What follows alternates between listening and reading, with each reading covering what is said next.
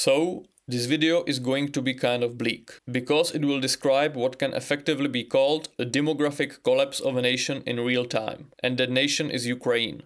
When it comes to demographics, many things can go wrong for a country. The most common scenario for a wealthy country is that the country experiences long-term subreplacement fertility, leading to declining workforce, increasingly unsustainable public pension and healthcare systems, and overall loss of the economic dynamism connected to the aging population. Most wealthy Western countries compensate for this decline by having very relaxed immigration policies, which implies a trade-off of sorts. We will exchange the cultural and ethnic cohesion connected to the previous homogeneity for an increased economic and demographic dynamism connected with immigration-induced population growth or at least stagnation, depending on the country's fertility rate. Now, I have made a bunch of videos about the fallacies of this trade-off and the long-term unsustainability of this arrangement in the world of permanently subreplacement fertility. But let's put that aside for now. The second group of countries has, so far, refused this trade-off and prefers to accept the decline to sustain its cultural and ethnic homogeneity. This group is most prominently represented by East Asian nations like Japan or South Korea. These countries are wealthy enough not to experience significant emigration and would be able to attract immigration if they wanted to, but they choose not to. Other, less wealthy countries often combine the negative natural population growth with significant emigration rates. The younger, working-age populations of these countries are leaving, motivated by better economic prospects elsewhere. The combination of low birth rates and natural population decline with a significant negative migration rate usually results in a massive overall population decline. Typical examples are countries like Bulgaria or Romania, which have lost millions of people in the past 30 years. And, of course, any country, whatever its fertility rate is, can be hit by some kind of geopolitical security crisis, like war. That usually leads to a significant emigration wave and, of course, massively increased mortality rates. Almost 7 million people have fled Syria, and more than 500,000 are estimated to have died because of the protracted military conflict happening there. But in a country with a young population and solid birth rates, these massive declines are usually not that catastrophic in the long run, from the point of view of demographic structure. If a country maintains an above replacement fertility rate, it can cope relatively easily, even with staggering wartime losses. Russia took a massive population hit during the Second World War, with its population declining by 12 million people between 1940 and 1946. But since it had a very youthful population structure, due to the decades of massive birth rates before the war, and fertility close to 3 children per woman in the after-war period, it returned to its pre-war population in a decade. But only one country on the planet has been hit by every one of the aforementioned negative demographic impacts simultaneously. And if one is interested in demographics and possesses a certain understanding of the holistic impacts of demographic decline, which unfortunately tends to reinforce itself with time, one cannot avoid a simple yet profound question. Can a country even survive something like that?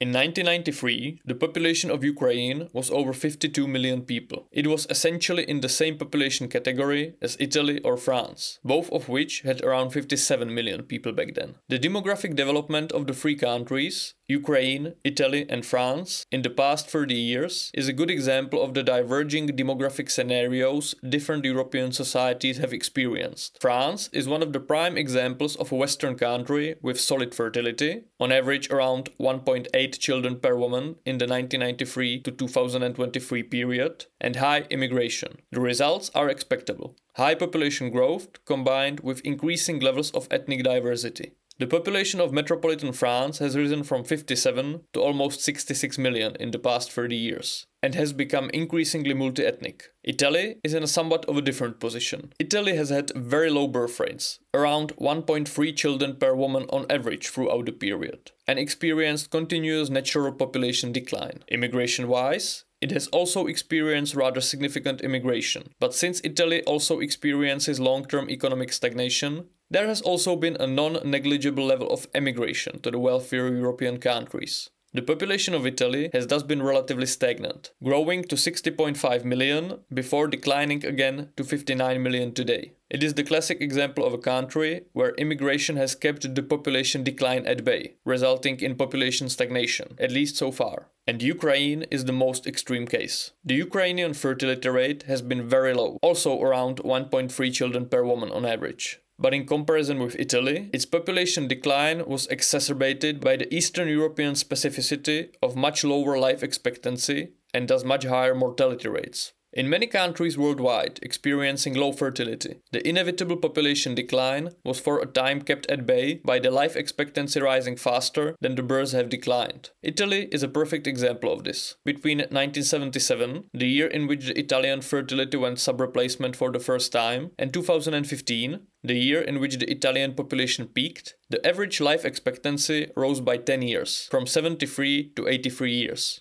In the post-Soviet space, the opposite happened. In the aftermath of the dissolution of the Soviet Union, life expectancy, which was never that high to begin with, plummeted due to the combination of declining health, suicides, and overall desperation. The region is also characterized by significantly higher life expectancy among women than men, creating large female population surpluses in the higher age brackets. The result of this process is that any decline in the number of births immediately translates to population loss. And this is precisely what happened in Ukraine. To make things even more dire, the Ukrainian economic performance since the dissolution of the Soviet Union has been catastrophic. The country has persistently been one of the poorest in Europe, even before the start of the war. The inevitable result of this has been massive migration outflows of people. Ukrainians are now basically everywhere. Russia, Western Europe, post-communist EU states, and North America. A telling comparison can be made by looking at the GDP per capita in Ukraine and its two most important neighbors to the east and west, Russia and Poland. While in the early 1990s, the GDP per capita of Poland and Ukraine was almost identical, the Polish GDP per capita was nearly 4 times higher before the war started. And while the Russian GDP per capita was always higher than the Ukrainian one, the gap widened from Russia having double the GDP per capita to triple. In whatever direction the Ukrainian worker might look, the economically and socially stabilized authoritarian Russia to the east, or the EU-integrated, economically dynamic Poland to the west, everywhere his prospects must have seemed more viable than at home. More than that, the combination of persistent corruption and unpredictable business environment with the constant security risk that Russia has represented for Ukraine since 2014 ensured that the country could not become a hotbed of foreign investments and thus take advantage of its cheaper workforce. All these factors, the meager birth rates, low life expectancy, and high emigration rate, contributed to the massive population decline. And after all that, the Russian invasion came. Around 6 to 8 million people, predominantly women and children, fled from Ukraine to escape the combat. Another million were lost in the territory that Russia conquered, and even though no official numbers exist, likely hundreds of thousands were killed and injured.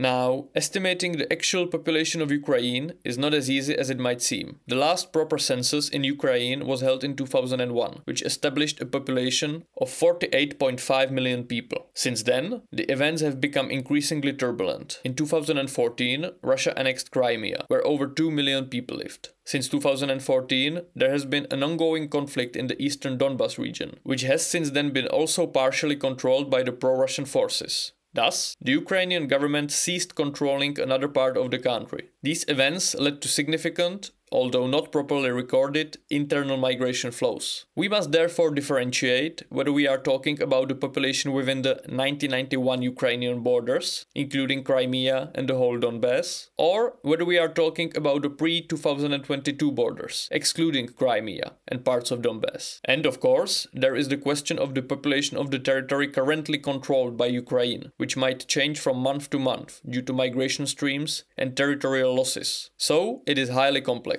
According to some qualified estimates, even though none of them can be exact, in January of 2023, the population of Ukraine within the 1991 borders was less than 38 million. The population within the pre-2022 borders was 32.5 million people, and the population of the territory controlled by the Ukrainian government was around 31 million. Another estimate from July of 2023 said that the population of Kyiv-controlled areas may have declined to as low as 28 million. So, the Ukrainian population loss within the 1991 borders between the 1993 population peak and today is estimated to be around 14 to 16 million people, or close to 30% of the population. If we add the territories lost to Russia since 2014, the figure climbs up to 19 to 21 million, amounting to almost 40% of the population. That is by itself an absolutely staggering number. But you might say that even with around 30 million people, Ukraine still would be one of the most populous countries in Europe, right? That is not that disastrous. Well, it is, when other factors are accounted for, especially the population's age structure. These 30 million people would be composed disproportionately of people older than 35, especially older women.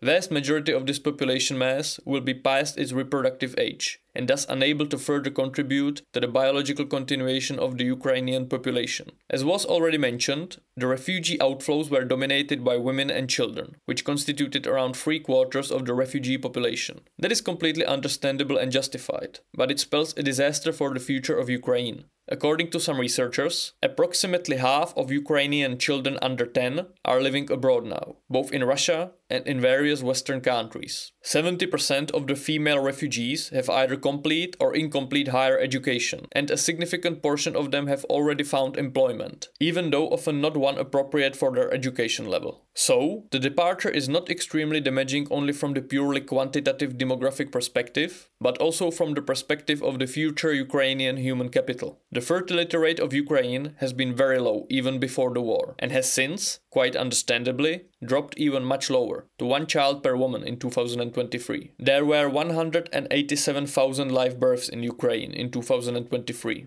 only slightly more than in Israel, a country of less than 10 million people. As the war gets increasingly protracted, and the possibility of a significant Ukrainian victory seems less and less probable, so do the chances of significant remigration of the previously escaped populations. Most Ukrainians abroad still claim they want to return, but it is a completely different matter if they really will do so in sufficient numbers. After the Balkan Wars, about a third of the refugees came back. A Ukrainian woman living in Germany, Canada, or the Czech Republic with her kids might want to get back home on an emotional level. But practical considerations also inevitably come into play. The children might have been going to a good school or a kindergarten for a year or two, solid healthcare is available, she has a job, an apartment, and so on. In contrast, all of those factors mentioned, education, healthcare, housing, or job prospects, might be very uncertain back in Ukraine, since the country will inevitably be completely economically battered after the war, and has sustained significant damage to its economic and civilian infrastructure. Even though some amount of people will return to Ukraine after the war hopefully ends, since with every migration, there is some amount of reverse migration, there will also inevitably be a significant additional outflow of Ukrainian men,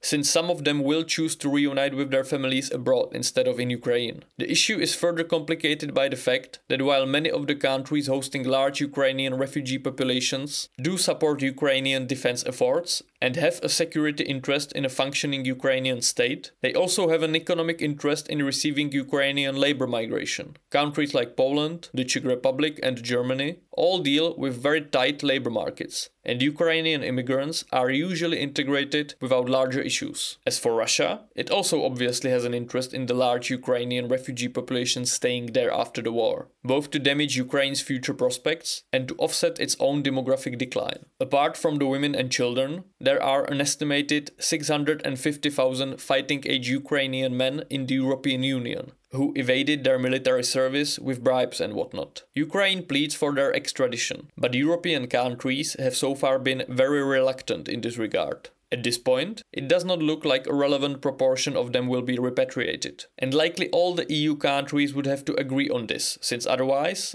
the Ukrainians would likely just start to massively relocate to the states refusing to extradite them. The United Nations estimated that Ukraine's population pyramid looked like this in 2022. As always, it is just an estimation and likely contains numerous mistakes, but it still shows the level of distortion that the Ukrainian population has undergone. The population of Ukraine in the older age brackets, roughly about 35 years, and in the younger age brackets are like completely different countries.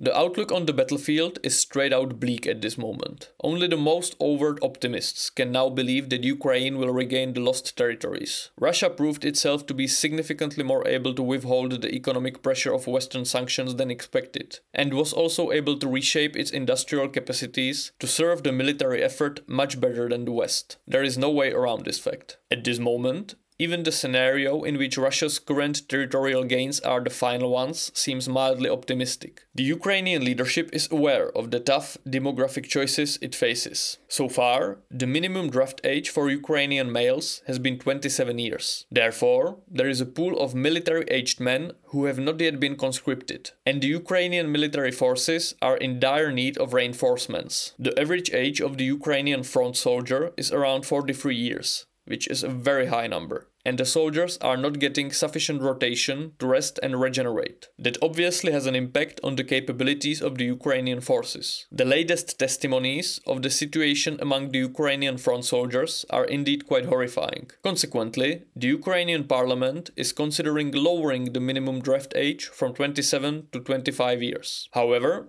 it is a very politically sensitive subject. While it would likely bring in hundreds of thousands of new soldiers, given the Ukrainian demographics, massive losses in these age groups could also spell a complete and irreversible disaster for the Ukrainian future. The Ukrainians born in the late 1990s and early 2000s are the smallest cohort in Ukrainian history, apart from those born right now during the war. If Ukraine is to have a future as a country, it needs these young men to rebuild the country and its economy, have children, and unfortunately, possibly serve in the military in the future. If heavy military casualties are inflicted upon this already tiny cohort of men, the country's future might be jeopardized even if the war ends somewhat favorably. But if Ukraine does not reinforce its units, it might face a military collapse with dire consequences. No good options are available. Cruel but logical thinking is behind the decision not to draft younger men, one that exposes the grim reality of military conflict in the age of demographic decline. In the great wars of the 20th century, those deemed most physically fit to fight were sent to the battlefields, usually young men around 20 years of age. The standard was that the further down you went through the population pyramid, the more populous the cohorts were. Hence the term population pyramid. The young were plentiful and thus disposable. The average life expectancy was also much lower, and therefore people around 40 were basically entering the autumn of their lives, and were often in much poorer health conditions than today. But in the wars of the 21st century, the reality might often be that those whose death is seen as less of a sacrifice for the country's future will be the primary targets for military service. Those who already have some children. Those who already at least somehow contributed to their country's economy. In an age when youth will be increasingly scarce and thus a valuable asset, the whole paradigm of thinking about what the prime military age is might change. A young person in his early 20s is like an investment, in terms of the education and the healthcare that the state pays for, which has yet to bring any returns. A young, childless man, fresh out of school, who dies on the battlefield, is like writing off a net loss on the economic balance sheet. A person who is 35 is an investment that has usually already yielded at least some returns, especially if he has children. People get enthusiastic about the medical progress made in the area of longevity. It might be one of the history's cruel ironies if one of the impacts of this progress will be the battlefields of the 21st century being filled with 45-year-old men. When the markets commodify the Brian Johnson routine to some single pill, we might get battlefields full of those weird, vampire-looking middle-aged men getting mandatory blood transfusions from their sons.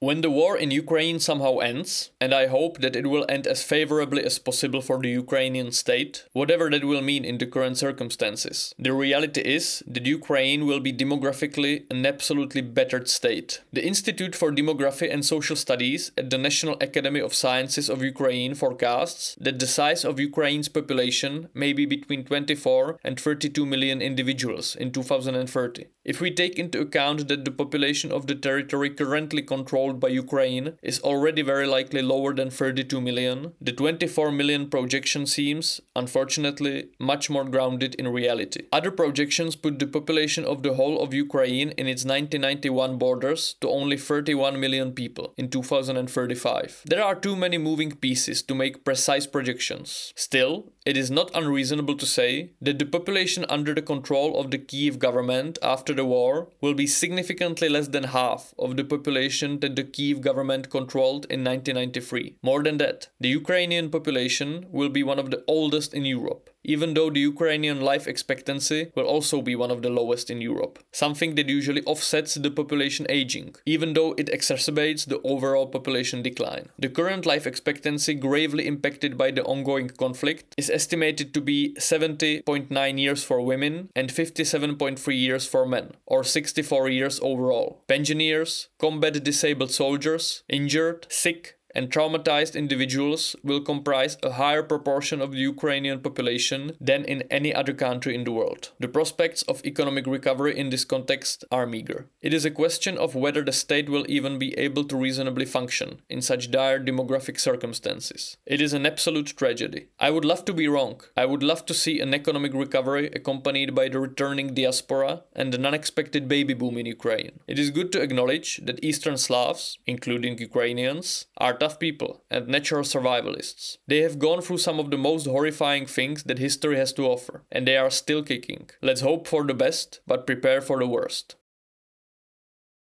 If you finished this video and hopefully find it interesting, I just want to once again ask for your support on my Patreon. Researching and making these videos takes quite a lot of time. I will level with you. The amount of money from YouTube ads isn't exactly a fortune, and with my current view counts, getting paid promotion to my videos also is not all that easy. Some time ago, I made a tier on my Patreon that is $1 a month. That is like half of what beer costs in Czech pubs nowadays. So, if you enjoy these videos and would like for me to continue making them, please consider this form of support. It would mean the world to me. Thank you very much.